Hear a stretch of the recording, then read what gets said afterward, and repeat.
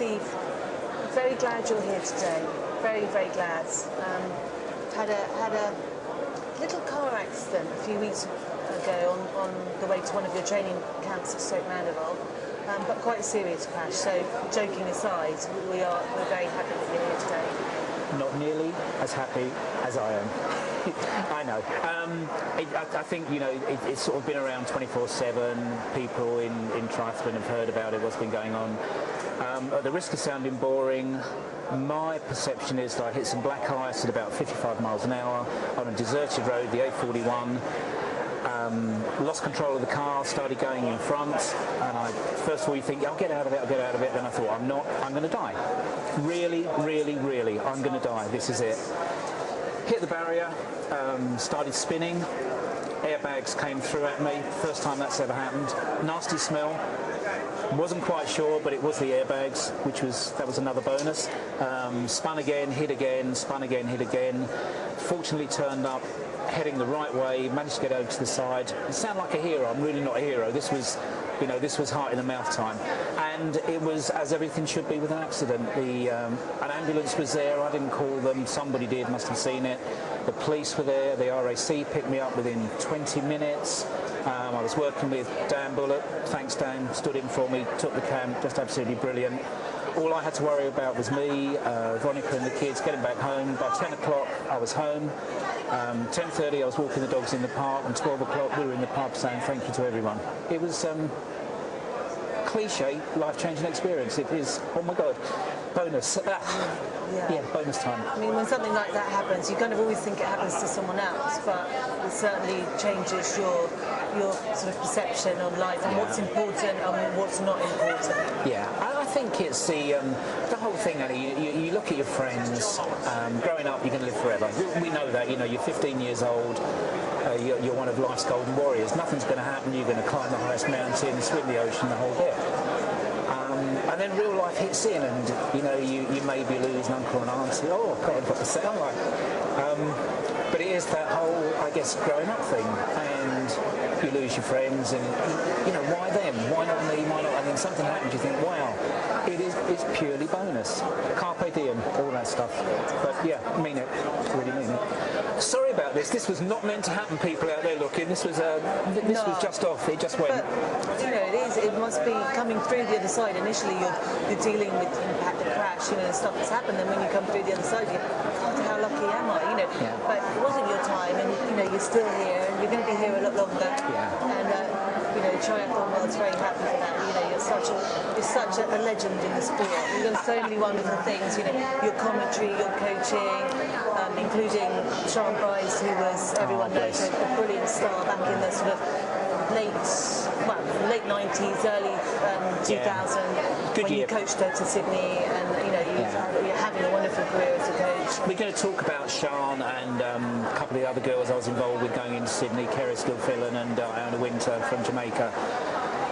Just later on this morning about mental attitude and the way they dealt with the good things and the bad things, and you know, talking about things that happen with Sean, who I honestly believe would have medalled at Sydney. Realistically, I think she would have bronzed. And with what we know now, with the lady whose name I'm not going to mention, who won the gold, then maybe things would have been different. But if we talk about life-changing experiences, what happened to Sean at the Olympics with the crash, something which really wasn't her fault, you know, this whole thing of this is it, this is my day, and something comes in and punches you from the side, almost literally, and you get on with it. And that taught me an amazing amount. That she was hurting, she was in severe pain for a whole lot of time. Paddy, her husband, had just come out to see her. You know, the first time he sees Sean, she's being picked off the ground with road rash and arm just hanging down the whole bit. How do you deal with that? And Sean goes, got on with it. Here I am, you know, do I feel sorry for myself? Or do I go, I'm at the Olympic Games. No one gets the Olympic Games. I'm in Australia. How many people get to Australia? Get up, deal with it. Let's go and watch as many events as we possibly can. We'll go and eat, we'll go and drink, we'll do everything. And it has to be carpe diem, you know. Every single day, get out there, do it, really live it, and at the same time, it's the other cliche, plan each tomorrow as if you will live forever. tougher, all that stuff. But it's true, really, really true. I think in Sian's case, for a lot of newcomers to the sport, they won't have heard of Sian now, 9 years on. But she went into the Olympics and certainly one of the European favourites, one of the top European athletes. And I think perhaps a bit sad for some people for her not to have carried on another year or two. Yeah. Because she was competing so well at the time. I think, Annie, obviously your experience with Sian, you travelled a lot together, you roomed together, you were great teammates and training partners. You and Sian, two of the nicest people I've ever met, ever worked with. I just remember a lot with Stellenbosch when we were on training camp down there especially, and you were being coached by Bill.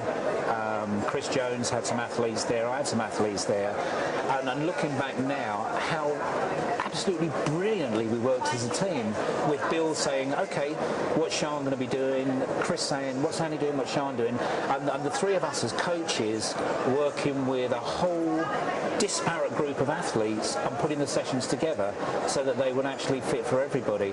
And the athletes' perception, I hope, that, okay, I'm supposed to be doing 5 by a mile, Sian's doing 3 by 2,000, Tim Donnu's doing something else. How do we get those sessions together and work it all? And it works. And I think now, looking back, they were some of the great times. We haven't done it yet at the Olympic Games. I'll talk about that. I think there are reasons and I think there are things to be learned from. But I think we had absolutely the right idea and the right methods going in. It worked. And just because the finish of it, the day didn't work out, that does not mean to say that the journey wasn't worth it. And if you don't go for it, if you don't dream, you're never going to get there anyway. So you've got to go for it, you've got to aim for it. You did, and it didn't work out. Tough. But wasn't it great? Wasn't it absolutely fantastic doing it? It's on reflection. It's sometimes hard when you're there, but when you look back. I'd say to my kids now, being an old dad and young kids, we live our life on memories, and we do. We look back at, do you remember when, in the sixth form at school, Johnny Jackson got so drunk we had to pick him up.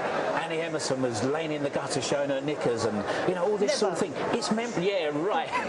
But it's the memories, and that's what life is all about. A small incident, one after the other, after the other, after the other. There's not one huge thing that happens, because if there was, we'd never be living it. It'd all be tomorrow and the day after and the day after. And I guess for everybody, live each day again, Philosophy, team, philosophy. But it's not. I really believe it. I really do. I think with Sian, things move on so quickly, and we look at the heroes now. Holly Avil, fantastic. 4 years ago, Holly Avil didn't exist, hopefully 4 years' time she's going to be the biggest name in the sport. 8 years' time, we don't know. Things just change so quickly, and if we don't look back and if we don't respect the people who were around and doing things, then we miss out and we don't learn from that experience, and we don't have the next step to go on to. So Holly Avil, one of the big names for the future, especially in our country. I think she's kind of got the weight of the triathlon nation on her shoulders at the moment, hasn't she? But there's a couple of others as well. There are. I'm picking on Holly because I think she's gone to the games at 18, which is that doesn't happen in our sport. Happens in swimming maybe, but even that, things have changed. And I mean, what an absolutely fabulous thing. Now Holly, I haven't spoken to her. I've seen her race a few times. I've interviewed her just a couple of times. I think she has amazing potential, amazing ability. But that doesn't guarantee a gold medal. And I'm not being negative in any way, because it's got to be on the day, everything goes right. I thought she would medal this time. I really did. She's the girl coming in from nowhere. She can swim. She can swim. She can stay in the pack on the bike, and she can run fast and get away. And I thought, if the race works right, we know what's going to happen with the top two girls getting out there. We pretty much know, and you hope that something else is going to happen. Holly, Helen coming in. But realistically, and you've got to look at that as well, Holly could have stolen that third medal.